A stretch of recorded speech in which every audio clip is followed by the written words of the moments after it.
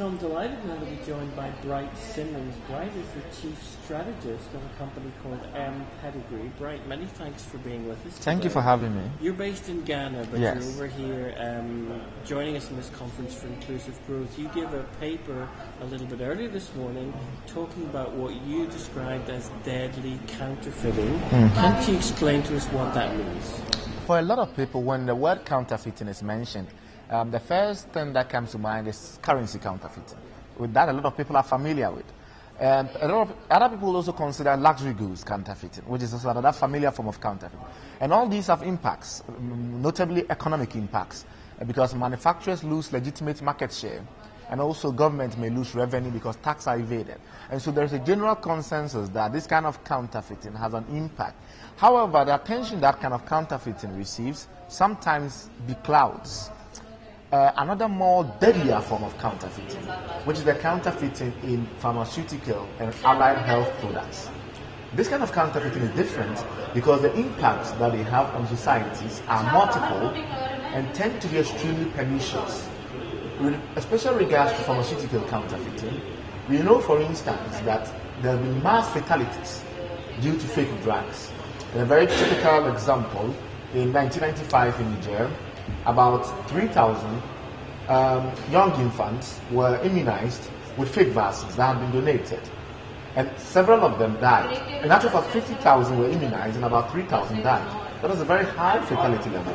So this is a totally dangerous phenomenon, and the fact that we have not seen sufficient global attention directed to it clearly indicates that it's the kind of counterfeiting that is undercover, and we feel that we should shine more light on it. So you say that this kind of counterfeiting is undercover. Why do you think that's the case? Why have governments not been paying more attention to this? Okay, in the first instance, maybe for the good of us all, it is actually a smaller segment of counterfeiting. Counterfeiting in its totality encompasses about $600 billion of global trade. Medicinal counterfeiting is said to encompass about $50 billion. So that is roughly just a bit more than 10% of the total counterfeiting burden. Perhaps that's the reason why there isn't as much attention on that it should be. But another more pernicious issue is the fact that, you see, medicinal counterfeiting tends to be particularly elusive.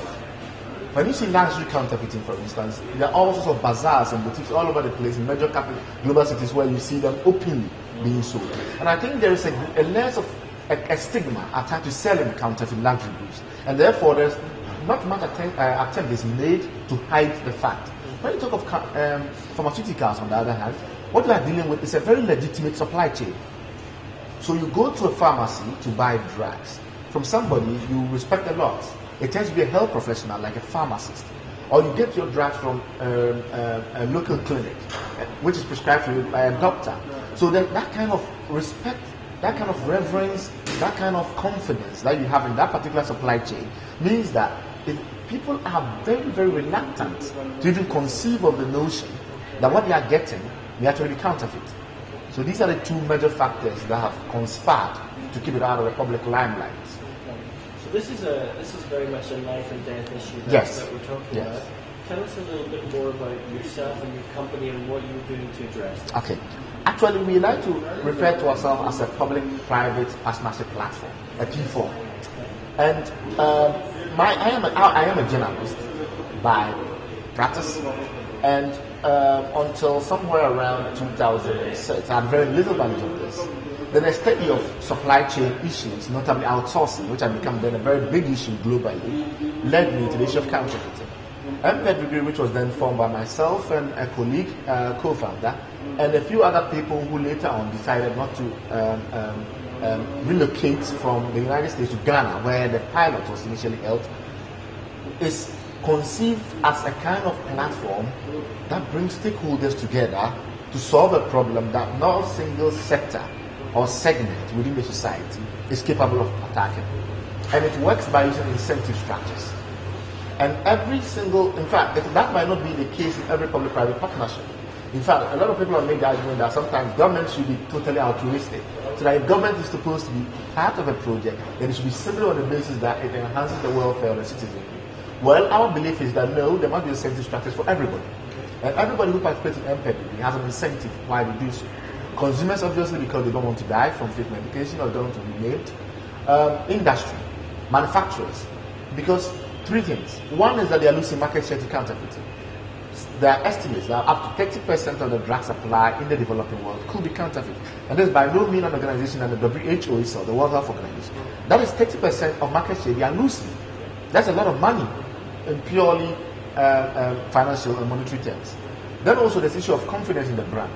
If I buy a fake brand of your product, a fake version of your brand, I have no way of knowing that this particular brand that I bought was fake and not made by you. So if I have adverse consequences, I simply move on from your brand to another brand. I shift from brand to brand.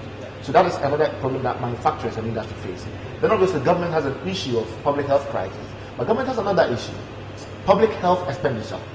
If you have a situation where fake drugs are prevalent in the system, where they are proliferated, and so every segment of the healthcare system is infiltrated, what happens is that the cost of providing public health care increase exponentially. So countries that have shifted to an insurance model of providing healthcare find out that their premium, what we call the risk equalization of the premium, goes out of gear. I'll give you a very good example. Malaria. Ghana now spends $700 million on malaria a year. This is a very poor country, and that's more than the health budget because external funds have to come in supplement.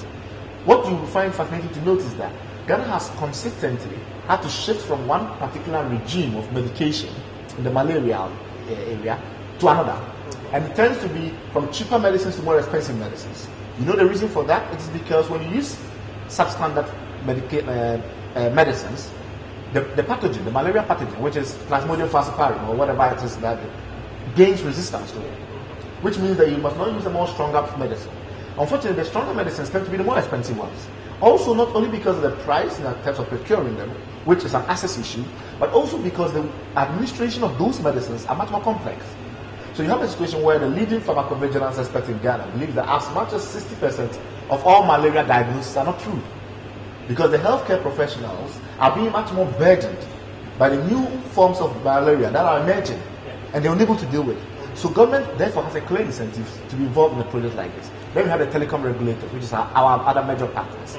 We have a specific issue in Africa where in that peculiar context, SMS is a band of the spectrum that they use that is not as highly utilized as voice. Everybody uses voice. So they have an incentive to expand the use of SMS. And therefore they felt that this is a project that they could engage in and gain some incentives. So it's a very nice example of how you take a problem, you look at all the stakeholders involved, you saw the incentive for everybody, you got them all around the table. Plus from what you just mentioned there about SMS, you're looking at how you can leverage technology.